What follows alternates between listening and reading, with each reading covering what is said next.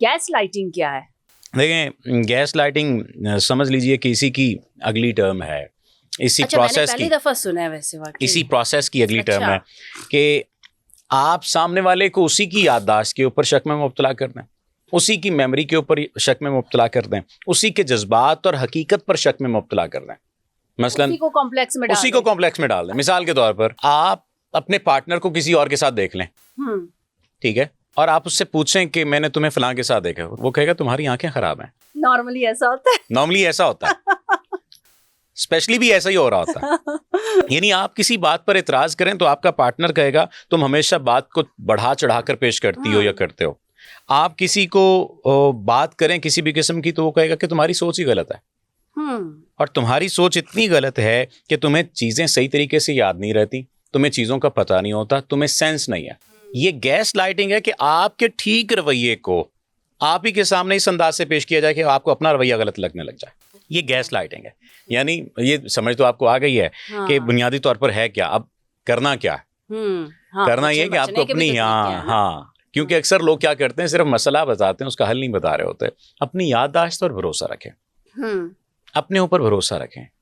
کہ کیا جو آپ نے دیکھا وہ واقعی آپ نے دیکھا، اور اگر دیکھا تو پھر اسٹک ٹو دیٹ۔ پھر وہاں پر فیصلہ یہ کرنا ہے کہ ریلیشن شپ بچانا ہے یا اپنی بات بچانی ہے، کیونکہ ریلیشن شپ بچانے کے لیے آپ کو اس بات کو اگنور کرنا پڑے گا اگر سامنے والا نہیں مان رہا تو، کیونکہ وہ تو معافی نہیں مانگے گا، وہ تو نارسزم میں ہے۔ ہاں میاں بیوی ہیں، اور میاں بیوی میں تو اسپیشلی یہ بات پائی جاتی ہے نا، کیونکہ میاں بیوی کے تعلق کے بارے میں کہا جاتا ہے کہ بہت مضبوط تعلق ہوتا ہے لیکن انتہائی نازک دھاگے سے بندھا ہوتا ہے۔ تو یہ جو گیس لائٹنگ ہے جس کو ہمیں سمجھنا چاہیے کہ اگر کوئی آپ کا پارٹنر یا آپ کا چاہنے والا یا آپ سے محبت کرنے والا یا آپ جس سے محبت کرتے ہیں وہ آپ ہی کی ذات کے اندر شک کریٹ کر رہا ہے اور حقیقت کو بدل کر آپ کے سامنے پیش کر رہا ہے، تو بنیادی طور پر وہ آپ کو نقصان نہیں پہنچا رہا، وہ اپنے آپ کو نقصان پہنچا رہا ہے، اپنے آپ سے بھاگ رہا ہے، اور وہ حقیقت سے بھاگ رہا ہے۔ اور جب سامنے والا شخص حقیقت سے بھاگ رہا ہوتا ہے اس وقت آپ کو صرف دو کام کرنے ہوتے ہیں۔ ایک، آپ اپنی جگہ پر قائم رہیں۔ اب قائم رہنے سے مراد کیا ہے؟ قائم رہنے سے مراد قطعی طور پر یہ نہیں ہے کہ آپ کو اگر رشتہ بچانا تو پھر بھی کہیں نہیں تم جھوٹے ہو، تم غلط ہو، تم بکواس ہو، تم فلاں فلاں، نہیں، کچھ بھی ایسا نہیں کہنا،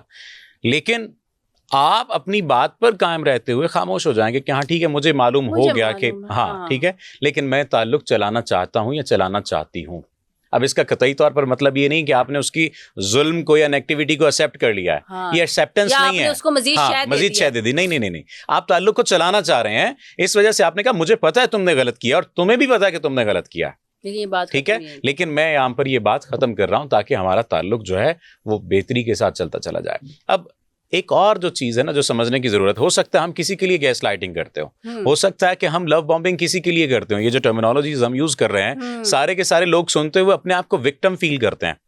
کہ ہم وکٹم ہیں، ہمارے اوپر لو بامبنگ ہو رہی ہوتی ہے، ہمیں گیس لائٹنگ کا شکار کیا جا رہا ہوتا ہے۔ بعض دفعہ ہم بھی لوگوں کو وکٹمائز کرتے ہیں، ہم بھی گیس لائٹنگ کرتے ہیں، ہم بھی لو بامبنگ کرتے ہیں۔ تو اس چیز کو سمجھنے کے لیے اور اس چیز کے ادراک ہونے کے بعد سب سے پہلے تو آپ یہ بات جان لیجئے کہ آپ نے خدا کو جواب دے ہونا ہے۔ کوئی تیسری طاقت موجود ہے آپ دونوں کے تعلق میں، جس تیسری طاقت کے خوف کی وجہ سے آپ دونوں ایک دوسرے کے ساتھ ایک دوسرے کا لباس بنے ہیں، ایک دوسرے کے خیال کرنے کی آپ میں کہیں نہ کہیں فطرت جو ہے، نیچر جو ہے وہ انجیکٹ کی گئی ہے۔